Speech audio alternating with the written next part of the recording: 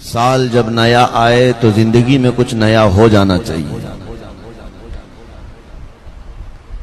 اور ویسے تو بہت سارے سال نئے آتے گئے گزرتے چلے گئے اور ہم جیسے تھے ویسے رہ گئے.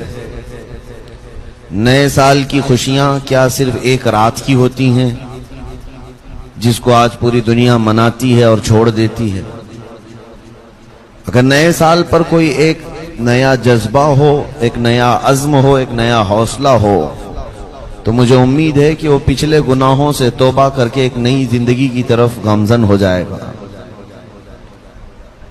ہمارے بڑے اسلاف جو ہمارے گزرے ہوئے بزرگان دین رحمہم اللہ ہیں، انہوں نے اپنی عبادتوں میں سے کچھ چیزیں ایسی بھی رکھی ہیں جو بظاہر دیکھنے کو عبادت نہیں لگتی لیکن وہ ہے عبادت. مثال کے طور پر مراقبہ اور محاسبہ ایک دو چیزیں ہیں.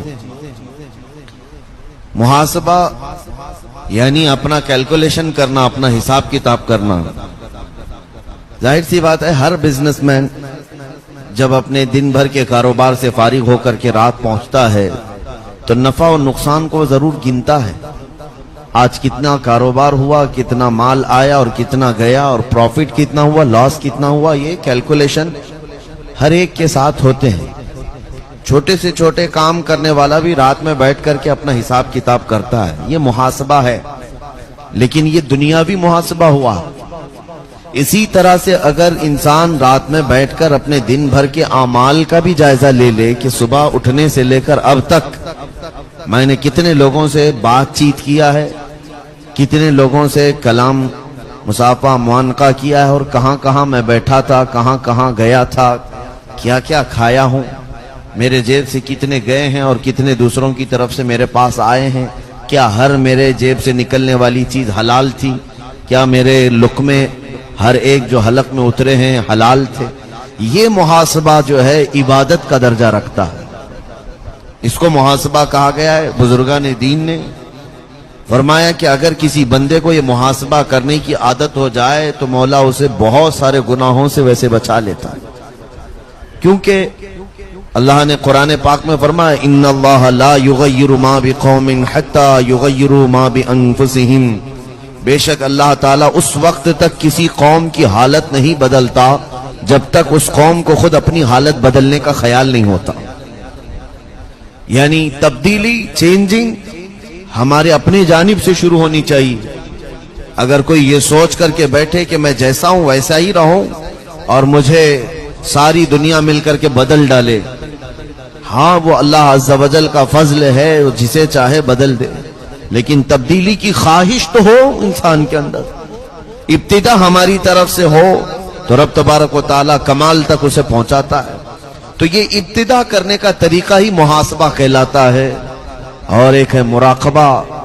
مراقبہ بھی تقریباً اسی معنی میں ہے کہ واچنگ کرنا، یعنی غور و خوض کے ساتھ نظر رکھنا اپنے اعمال پر.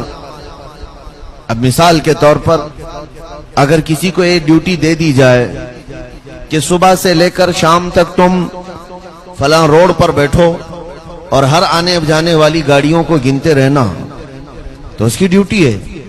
ایک ہاتھ میں قلم، ایک ہاتھ میں وہ کاپی لے کر کے بیٹھ جائے گا اور گاڑیوں کی گنتی شروع کرے گا. کون سی گاڑی گئی آئی، اس کی نظر اسی پر لگی ہے. اس راستے پر ہو سکتا ہے بہت سارے انسان بھی آئے گئے ہوں گے لیکن اس کی نظر گاڑیوں پر رہتی. ڈیوٹی اس کو دی گئی تھی گاڑیاں گننے کی. پھر بیچ میں اگر ہاتھی گھوڑے آئے تو انہیں نہیں گنتا. یہ مراقبے کا کمال ہوتا ہے. مراقبہ غور و خوض کے ساتھ اپنے گزری ہوئی چیزوں کو یا اپنی زندگی میں آنے جانے والی چیزوں کو نظر رکھنا، اور خاص طور پر ان چیزوں پر نظر رکھنا جو تجھے رب تعالیٰ سے دور کر سکتی ہیں. جیسے ہی تمہاری نظر ان پر پڑنا شروع ہو جائے گی تمہارا دل انہیں ایکسپٹ نہیں کرے گا. یہ عادت خراب ہے جو مجھے رب سے دور کر سکتی ہے. فوراً تمہارے دل نے اسے باہر نکال دیا. اس طرح سے زندگی میں ایک بڑی تبدیلی آ جاتی ہے، ایک چینجنگ آتی ہے. انسان کی زندگی کو بدلنے کے لیے اسے محاسبہ اور مراقبے کی طرف آنا ضروری ہے. کم سے کم وہ سوچے، اور اس کے بعد پھر رب تبارک و تعالیٰ کی کرم نوازیاں ایسی کہ اللہ تبارک و تعالیٰ بندہ صرف ارادہ ہی کرتا ہے بدلنے کا، اور رب تعالیٰ اسے کمال تک پہنچانے میں خوب اس کی مدد فرماتا ہے، خوب مدد فرماتا ہے۔ ایسے ایک روایت میں ہے کہ ابھی محفل میں بیٹھا کہیں پر، اسے کچھ باتیں اچھی لگی اور سوچ لیا دل میں کہ اب مجھے گناہ کرنا نہیں ہے، ابھی توبہ نہیں کیا۔ توبہ کرنے سے پہلے اللہ تعالیٰ ارشاد فرماتا ہے فرشتوں سے کہ یہ بندہ اب میری طرف آ رہا ہے، اس کے لیے سارے دروازے کھول دو اور اس کا راستہ آسان کر دو کہ اسے رکاوٹیں نہ آئیں۔ ہم چلنا چاہیں تو ادھر سے دروازے کھل جاتے ہیں، ہم بدلنا چاہیں تو رب تعالیٰ کی طرف سے موقع فراہم کر دیے جاتے ہیں۔